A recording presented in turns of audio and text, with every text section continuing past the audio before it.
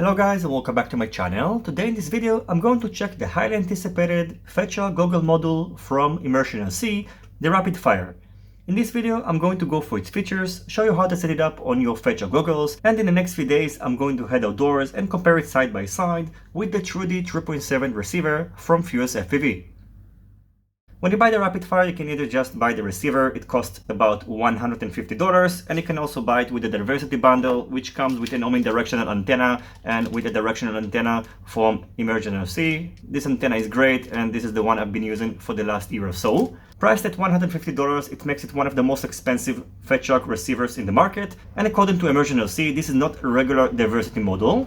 On a normal diversity module, the module just picks up the best signal out of the two antennas and it switches to the antenna which has the better signal. On the rapidFIRE, it works a little bit different. So what it does, it fuses the images together, which should improve the image quality and should also reduce the noise on the image. So it's going to be very interesting to see how it performs when I'm going to take it outdoors. As you can see, the packaging is pretty compact.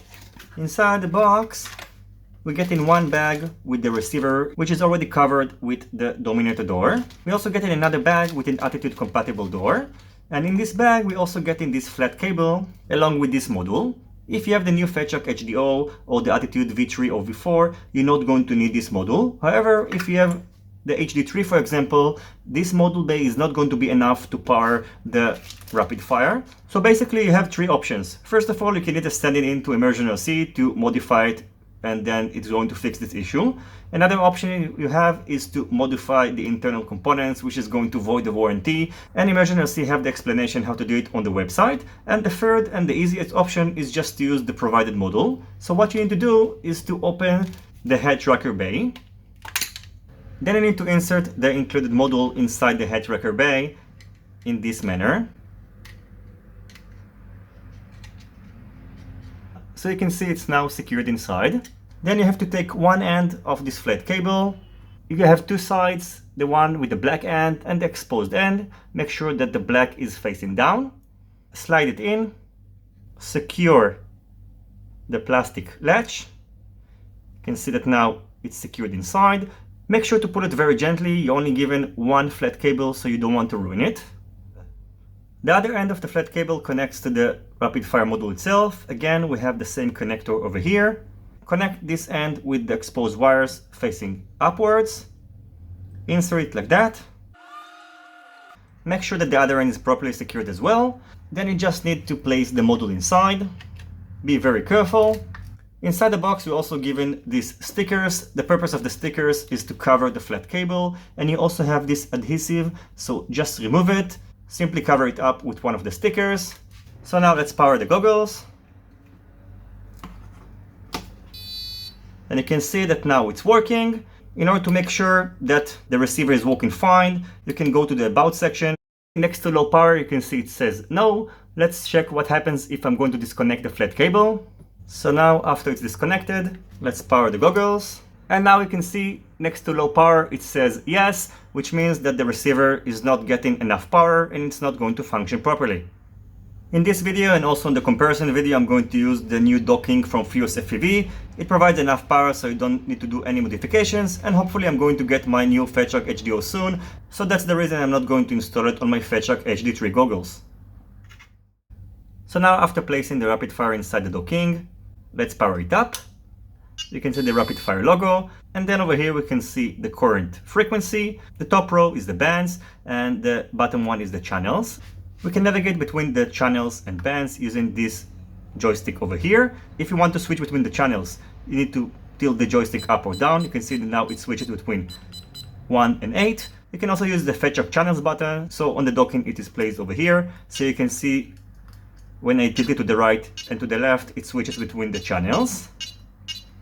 Changing the bands is done by tilting the joystick to the right and to the left. So you can see we have 6 available bands. The X stands for the favorites, so you can change between your favorite channels. And I'm going to show you how to set them up in a moment. Entering the menu is done by pressing the joystick. First, we can change between the bands. So we have 6 options, and then you can also enter the favorites band. Then we can change between the 8 available channels. Under Tools, we have the Spectrum Analyzer. Selecting it is done by pressing the joystick. So now it's scanned on the Fat Shark band. We can switch between the bands by tilting the joystick to the top or to the bottom, so we can switch between all the bands. Let's perform a scan. So now it's on FS. You can see that now it doesn't detect anything. So I'm going to connect the camera. It's set to F7. You can see that now it's set on F7. So it's constantly scanning. If I'm going to disconnect the camera, you can see that now the line is flat again. You have two modes of scanning. This is the standard one, and if you tilt the joystick to the right, it's going to enter peak mode, which is going to select the highest signals per channel, which means even if you have a momentary interference, it's going to record it. So if you arrive at a scene, you can just enter peak mode and see if you have any interference. Going back to the previous screen is done by tilting the joystick to the left. So we have here also the favorites, so we can set them up. We can navigate between all the favorites by tilting the joystick to the top and to the bottom. If you want to set one of the favorites, you have to press it. And now you can just set it up by tilting the joystick to the top. So let's set it up, for example, to 5860. You can see that it goes faster when you hold the joystick. So it skips in tens. So I'm going to set it to 5860, which is the frequency that I'm currently using. And in order to confirm, you have to press the joystick again. And you can see that now under X1, it's 5860. Under tools, we can also perform calibration. The receiver already comes pre-calibrated from the factory, but if you want to do the calibration again, you need to go through this wizard. It's well explained in the user manual, so just refer to the instructions and you can do it. The next menu is the RF mode, so you can set it between rapid-fire and legacy. Only if you're having some issues with your current VTX and camera, you should switch to legacy. Otherwise, just stick to the rapid-fire mode. Under antennas, we can either choose to use both antennas, either the lower antenna or the upper. If you want to select an option, just press the joystick. Under regular usage, leave it on both, but if you want to do some long range flying and use a very low dBi antenna, you should set it up. Basically, when flying long range, it's going to be hard for the receiver to detect which antenna to use, and it might not use the correct antenna, so you need to do it manually, only for long range flying using the low dBi antenna. Under OSD, we can choose the data that is going to be shown on the screen, so we can either set it to off, set it to lock, so it's going to tell us when the rapid fire locked on the best signal, and you can also enable the RSSI, which is going to show the RSSI of each antenna.